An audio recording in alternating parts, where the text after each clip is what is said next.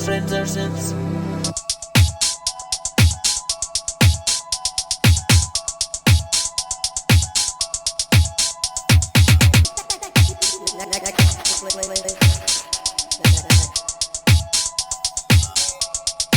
One of my more foolish pursuits involves spending quite a lot of money to mangle, crush, and otherwise completely degrade and destroy the quality of perfectly good audio. There is something just really appealing about fuzzy, imperfect, and dare I say it, lo-fi recordings that just kind of tickles my brain in a particular fashion. Over the years, I have accumulated all sorts of weird and wonderful tape machines, effects boxes, and even plugins as part of this quest for, sonic annihilation, as it were. 8-bit samplers for my Amiga 600, reel-to-reel tape decks with busted heads, that kind of thing. Yeah, you name it, I've probably tried it at one point. However, the kind of holy grail in this area often, or for a long time I guess I should say, remained out of my reach, specifically 12-bit sampling. 12-bit samplers are legendary for the particular sound that they impart into recordings, particularly when you're recording on the lower end of their quality scale.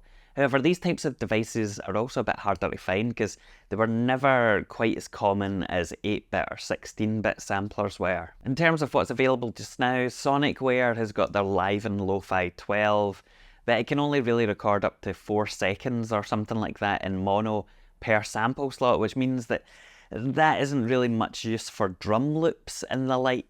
The Lo-Fi 12 XT, which came out more recently I believe, can apparently handle up to 40 seconds per sample slot, but it also comes with a much heftier price tag at around £400 or thereabouts. The Sampletrack ST224 is an older device that is meant to be a good option, and I was looking at those for a while, but what I really wanted was an Akai S900 or S950, considered by many to be the ultimate option for that delicious 12-bit goodness.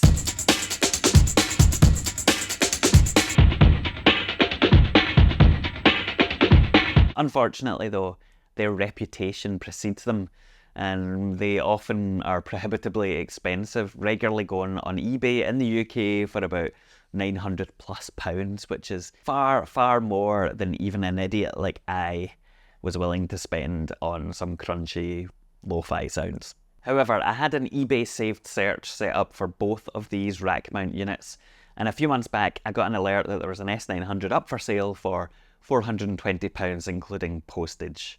Or I think it was £450 and I offered £420 and they accepted.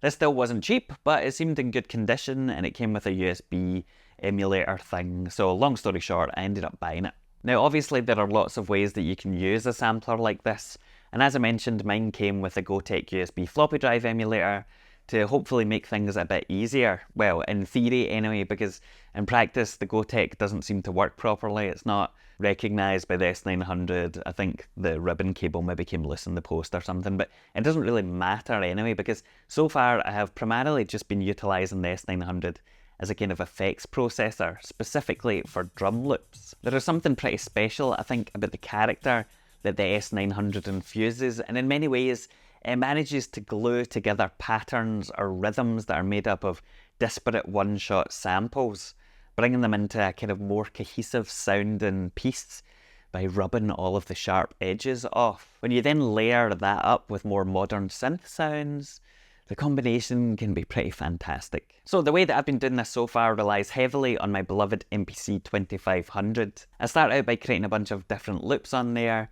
usually from kits that I've assembled from various one-shot samples. And obviously you could use any sequencer for this, technically speaking. You could use the Poly-In Tracker or the Dirty Wave M8 or whatever else, but I particularly like the MPC for this role because it feels more natural to batter out patterns on those pads. And I also think that the built-in EQ and compressor makes drum parts sound really good as well on their own. From there, I record each loop one at a time into my S900.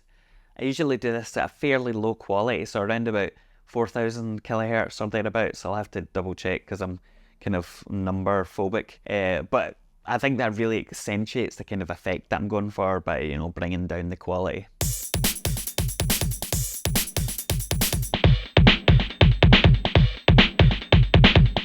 process of actually recording on the S900 is really quick and straightforward. And because I'm not saving these parts individually to sequence with another bit of gear, I don't need to faff about with assignments or, key groups or anything like that. Once I have a loop recorded into the sampler, I then use my MPC 2500 again to play that loop back at different pitches by triggering the S900 over MIDI. So the two of these Akai devices are all linked up together for this process. The reason that I play the sample back at different pitches is because often I find that certain recordings sound particularly good when they're sped up or down. So for example, I might have a loop that I have originally written for 101 BPM on the MPC, but which sounds much better when played back at 127 BPM with the 12-bit recording, in which case I will go with the latter. I enjoy those kind of discoveries and treat the whole thing as, part of the creative process as opposed to being married to a particular tempo necessarily. From there, I then record the loops into Logic, where I will chop them up and export them to be used in projects later on, probably on my Dirty Wave M8, for example, or potentially the Octatrack, whatever it might be. To give you an idea of the difference in sound, here's a couple of examples of the original tempo loop from the MPC, then the 12-bit version that I've pitched up or down or whatever else.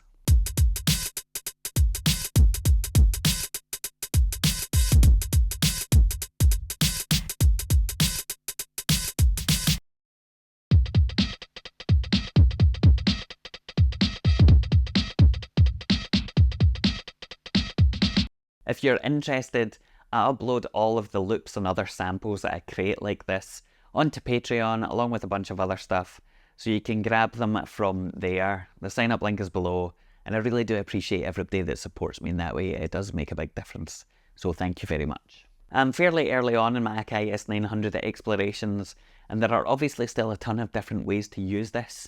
For example, I want to get the GoTech drive up and running so that I can, build up kits that I can then sequence and play back on the S900.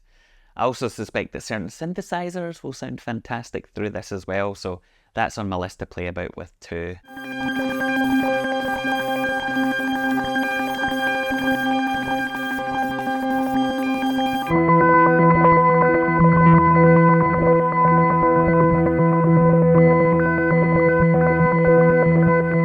In the meantime though, I'll leave you with a track that I put together using some sounds that I ran through the S900.